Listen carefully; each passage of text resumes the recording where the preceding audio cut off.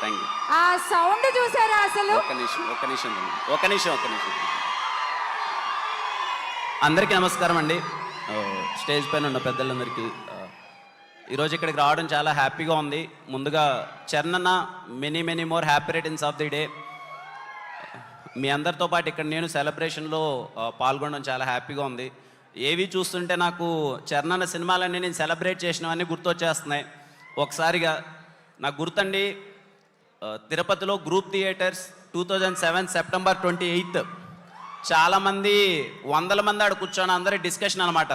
అరే చిరంజీవి గారు అబ్బాయి డ్యాన్స్ చేస్తారా, డైలాగ్ బాగా చెప్తాడా, వాళ్ళ నాయనకి మించి చేస్తాడా చేయడా, అన్నీ ఎంతవరకు ఎలా చేస్తాడో అని చెప్పి మొత్తం అందరూ డిస్కషన్లు అన్నీ పెట్టారు.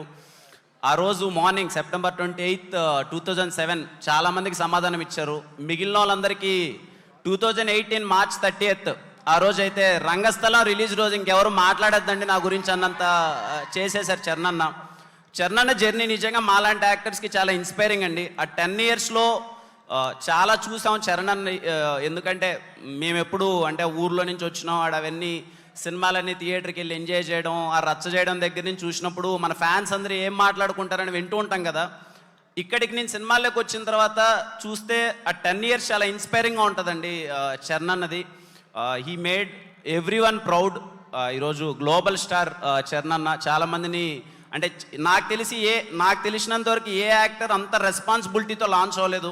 అన్ని ప్రెషర్ల మధ్య లాంచ్ అయ్యారు. ఎందుకంటే చిరంజీవి గారు కొడుకుగా ఇంప్రెస్ చేయడం అంటే చిన్న విషయం కాదు. అందరూ చాలా ప్రౌడ్గా ఫీల్ అయ్యారు ఆ విషయంలో. థ్యాంక్ యూ చరణ్ అన్న. And once again many more happy returns of the day. Thanks for inviting me. And ఇంత బాగా ఆర్గనైజ్ చేసినందుకు మెగా ఫ్యాన్స్ అందరికీ థ్యాంక్ యూ.